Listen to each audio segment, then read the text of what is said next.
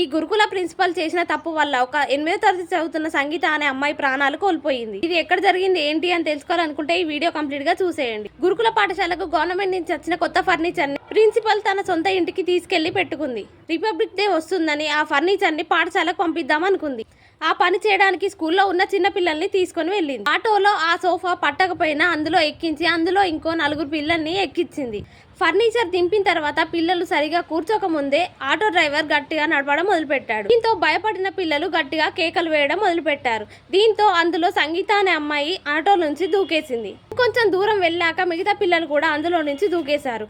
కానీ సంగీత అనే అమ్మాయికి మాత్రం తలకు తీవ్రంగా గాయం తగలడంతో హాస్పిటల్కి తీసుకుపోయే ముందే చనిపోయింది. దీంతో ప్రిన్సిపల్ సునీతని మరియు ఆటో డ్రైవర్ కాశీనాథ్ని పోలీసులు అరెస్ట్ చేశారు. ఇంకా పోలీసులు ఈ వీడియోతో ఇంకా ఇన్వెస్టిగేషన్ చేస్తున్నామని తెలిపారు.